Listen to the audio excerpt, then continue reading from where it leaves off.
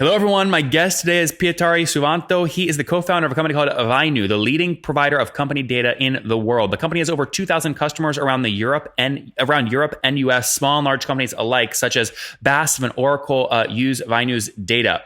All right, Pietari, you ready to take us to the top? I am, definitely. Okay, so you last came on the show January 18th of 2017. At that point, you were just passing about, I think you told me 1,000 customers who pay on average $400 a month. So you were just passing, I think, like 4.8 million bucks in ARR. Yep. Were you, I think, let me see here. Were you bootstrapped back then too? Yep, we were, and we still are, actually. Oh, I love that. Bootstrapped, you had a team size of about 80 people, and churn was about 12% annually. So let's jump forward to today. First off, tell people what the company does people who are not familiar. Yeah, sure. So what we do is we collect company data. We have around 120 million companies in our database, and then we create technology to get all the best data available about those companies. And then what we do on top of that is that we build applications on top of the data. Our biggest app is at the moment it's a sales prospecting platform, but we are releasing new products as we go from here on. And is kind of monthly, the average company paying you still about $400 a month, or has that changed? That's increased around to 6,000, and then we also are. We have our highest paying clients are above 100,000 euros, so 120, 130, over 130,000 USD per year, and the lowest end is around $1,000 per year. So it's the variety of the paying customers have gone way further. Yeah. Our ARR, and our ARR is so basically what we've done since last time we talked. We've doubled our headcount and tripled our ARR. So doubled headcount. So you're 160 people today. Something like that, 170. And you're doing about $15 million in ARR. Yeah, exactly. A little bit more maybe. And price point is still about. You said the average person is paying about $6,000 a month. So, 6,000 per year, and the highest paying customers are around 150,000 per year, and the lowest are around 1,000 per year. Okay, so $500 ARPU, and sorry, how many customers are you now serving? 2,000. Oh, 2,000 customers. Great. A Okay. little bit more, maybe 2,300, something like that. I'm not quite sure about the actual numbers at the moment. Yeah, no, that's grown nicely too. So 200 customers at $500 a month puts you at $1 million a month now in revenue, or about kind of call it 12 million annually. Is that right? Yeah, something like that. Maybe a little bit more. I think our ARR is something 15 million USD. A little bit more. I think we passed it just 2 seconds ago. That's very good. So let's talk a little bit about growth. So if you're doing that today, where were you about a year ago? A year ago we were around 10 million, I would say, somewhere around that. Yeah. Okay, and then we know what you were doing a year before that. You were doing about $480,000 a month. Yeah, something like that. Yeah. So this is great growth that you've driven, Pietari, totally bootstrapped. I imagine a lot of this is probably you're eating your own dog food, right? You're using your own tool to get new customers. Is that right? Yeah, pretty much so. So what we do is we use a lot of company data to drive our lead generation, and then what we do is we have our own data, and then we'll combine marketing data and of course our CRM data, and then we package that to the best possible leads our sales goes after. So we definitely eat our own dog food, that's for sure. So who, I would say in the US, the most comparable companies would be like ZoomInfo or DiscoverOrg. Now DiscoverOrg bought ZoomInfo. Would you compare yourselves to them or no?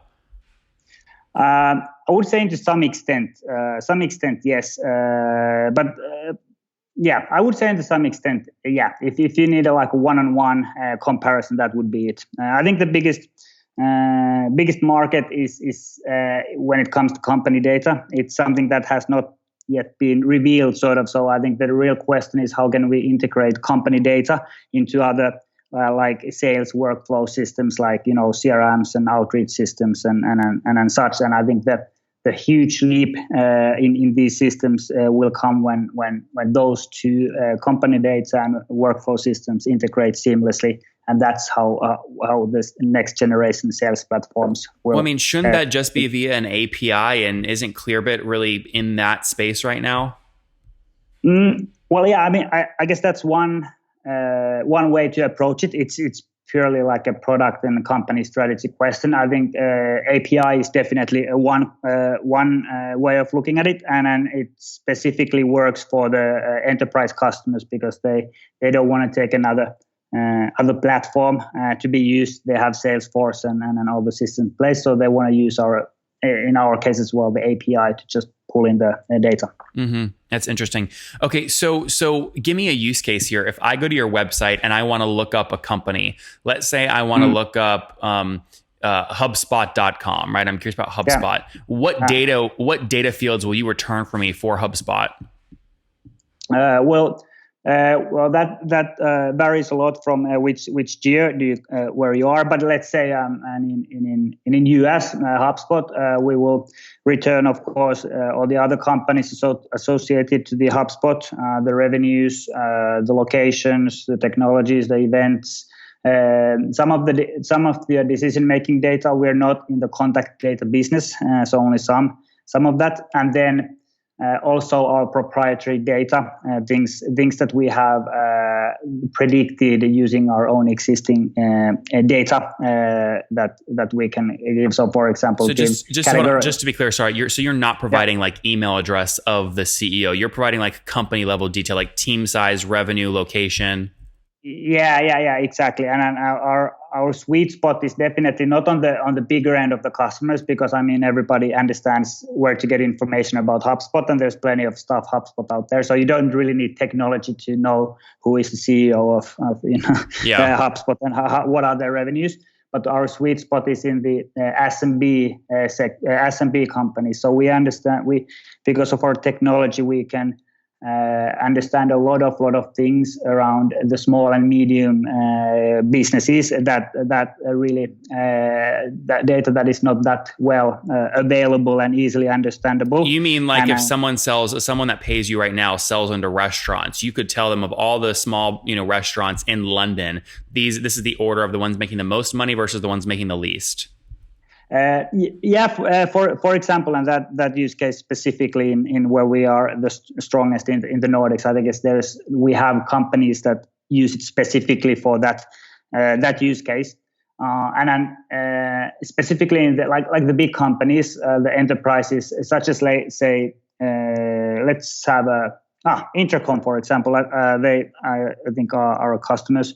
So for them, for them they don't look for big companies that could use Intercom because they know them by heart. They know the top 1,000 companies that they should be using Intercom. Rather, it's the smaller ones that are revenue $500,000 to $1 million to $10 million, because that data it can't be like manually searched. You need technology to find data on the smaller companies. So yeah, let's peel that back here for a second. So I know Intercom, obviously you have to install on a website, so you're only dealing with digital companies that have a website. How do you find let's take a US example? How do you find the revenue of a company in the US that doesn't report it? They're a private company.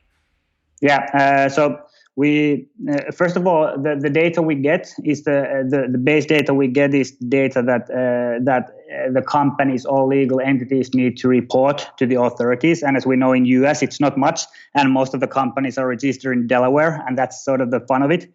So then we start to look into places where we can find the data, and then to answer your question there, of course we don't know the exact revenue number of a small company, but because of the data set that we have, we give predictions of the data. So we cannot say that company A's revenue is $1.235 million, but we can give an estimate that it's between $1 million and $2 million.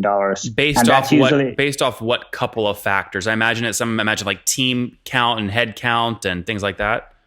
Well, that's one part of it, and the other part of it is that companies around the world, they are pretty much alike, So what we can do is we can compare those company data sets where we have a lot of data, good quality data. For example, Dutch and Nordic and data, and use that as a sort of a teaching data set to understand data around, for example, US companies. So you can give an example of company that we know exactly that has a revenue of $2 million, and then then we know exactly how their website looks like, how many people there are, what kind of technologies they use, what is their activity in their website, and use that as a training data set to give an estimate of a company B in US that doesn't give out its numbers, to give sort of the size point of the company as what it is. So that's sort of the way we do it. So we use our existing data set to uncover other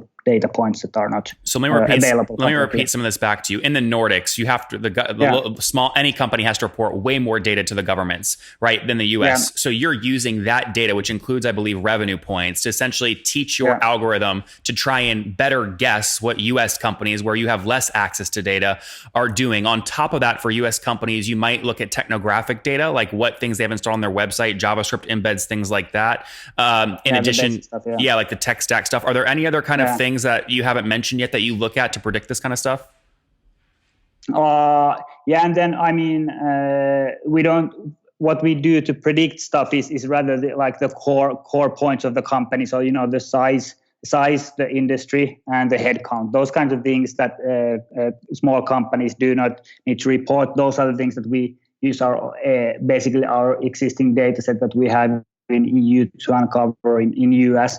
But of course, on top of that, what we have a extremely good coverage of classified events of any of company size. So I think we index 1.5 million news articles per day, which we then classify to certain categories and connect them to the companies, and that's something that is very, very a good data set that nobody else has at the moment. Categorized events of companies, and specifically this goes to US and more specifically to the small and medium business segment. So people are paying on average $500 kind of a month for this kind of thing. Let's say Intercom is paying you $6,000 a year. You give them this this big data set, right? But then they still have to do all the work of going and looking up how to actually reach those people to try and close them, right? Because you're not giving them like email contact information. So besides just giving them the data, I mean, what do they do with the data once they get it? Let's put it this way: if a company wants to purchase all the data as a data dump, it's definitely not 6,000 per year. But what it typically is that our platform and our data is, as I said, used to find the company. And then what it is, of course, we have integrations to other systems, so that data can be by the push of a button to be distributed to other platforms. So it might be so that depending on a company, but if typically it's so that they have a CRM and they use our platform to find the companies, and they push it to Salesforce or whatever their CRM is, and the sales process starts from there. They're enriching context they already have. Not necessarily enriching. They're finding new companies that they specifically don't have and pushing that to Salesforce, and then there might be another provider in US specifically to get the emails. Zoom Info, to get the emails in. But on EU, because of the GDPR, the contact business is not. We did a decision not to go there because there are much better alternatives to get hold of the right person. Pietari, are you right now in acquisition talks with Henry at Zoom Discover.org? No, we're not. No. You wouldn't entertain an offer from them? We haven't even talked to him at all. No. Talk to me about churn. Last time we spoke, it was 12% annually. What's churn look like today? It's about the same. So yeah. Do you have? It sounds like though you've matured though in terms of upselling. Do you have meaningful expansion revenue now? We do. And where we specifically do have that is on the bigger end of the customer. So typically, a big company they buy 5 to 10 seats for a sales team to check how the data works. What's the cost per seat? The cost it's €100, so $100 per month per user. Basically, that's how it goes. So they use a sales team, tries it out, and they like it. And the next step is that they want to integrate the data into their system. So then we start discussing with the corporations how to integrate our data into their existing you upsell that, obviously. Yeah, and that's a big opportunity for us. And is that like if people want to do that, it's an additional usually like $10,000 a year for a team of 3 or $100,000 a year? For 10 users, it's around, it's 12 grand a year. But then when you integrate the data into marketing automation and Salesforce CRM systems and such, then we're talking tenfold at least. Oh, good. Okay, so someone that's paying you for 5 seats at $100 a pop, so $500 a month or $6,000 a year, when they then call you and say, "This is working really well. We want this to automatically feed into our Salesforce accounts," you're going, "Okay, well, that's going to be a $30,000 kind of integration fee." Yeah, not only there's the integration fee is one, but then the ARR goes tenfold as well if used in Salesforce by a big corporation. I see. So the per seat cost to go from 100 per seat for that team of 5 up to like 1,000 per seat for that team of 5. Basically the thing is that when you push the data to a CRM, it's extremely hard to limit who can see that, who can use the data or not. So then we need to make an assumption that the whole company is using the data, and then they understand that fact as well. And when they want that data to their CRM, they want it for the whole company, and then there's different pricing tiers in terms of how many companies they want to enrich. I see. But the fact is that the whole company. So you get like 2 or 3 users addicted. Then when the company calls and says, "We want this, integrated to our CRM," you're saying, "Well, guess what? You have 100 salespeople, so now you have to pay $100 for all those seats." Yeah, exactly. So it's all something for them if they want to integrate it. That's really smart. Okay, so do you know what net revenue retention is right now annually? It's about the same than it was what was last time. So closing the zero. Okay. Not beyond negative, but getting there. So about call it 98, 99% net revenue retention, something like that. Super close. Something like that. Are you guys profitable or are you break even? P&L, we're not profitable, but just talk to our CFO. We're getting there end of the year. And so that's also one of our strategy to get profitable because it's, you need to do. Well, you're bootstrapped though. How are you burning capital? Where's that money coming from that you're burning if you haven't raised? It comes from the customers. So what they do is they pay 1 year upfront. Yeah. So it's cash flow. You're saying then when you divide the annual contract by 12 and you recognize it monthly, you're technically burning, but cash-wise, you're actually collecting and you're good. Yeah, exactly. And P&L wise, we also will be profitable end of the year. So that's good as well. That's great. Okay, last question here before we wrap up. How aggressive are you being in terms of customer acquisition costs? What will you pay to get a new $500 a month customer? We pay around 12 months of revenue. Okay, so you'll spend up to $6,000 to get a $500 a month customer for about a 12-month payback. Exactly. That's great. So it's good. It's good. Where are you spending most of that money? Ads or sales team or what? We're spending it basically on product, more or less, product and data. There it is where we're spending all that we can. Yeah, I imagine you probably pay for a lot of other subscription services to suck in their data as well, right? Yeah, not that. Actually, what we pay the most is the Amazon to Mechanical Turk and AWS and all those start to become very expensive when you have high calculation power. I was gonna say, do you use Mechanical Turk a lot to manually comb your data to do checks and stuff? No, we use Mechanical Turk to create training data sets. So that's what we do. Interesting. Very cool. All right, let's wrap up with the famous 5. Number 1, what's your favorite business book? My favorite business book. I need to come with the same one that I told last time. So how to win friends and influence people. Number 2, is there a CEO you're following or studying? I'm sorry, can you come again? Yeah, is there a CEO you're following or studying? I think I told Michael Bloomberg last time, and I think I still enjoy him. Yeah, you're building a new version of Bloomberg Terminal. All right, number 3. What's your favorite online tool for building your company besides your own? Yeah, besides our own. I don't know if I said last time HubSpot. I think that's still is. We're really hooked into it. I need to say. Number 4. How many hours of sleep do you get every night? 7. And what's your situation? Married, single, kids?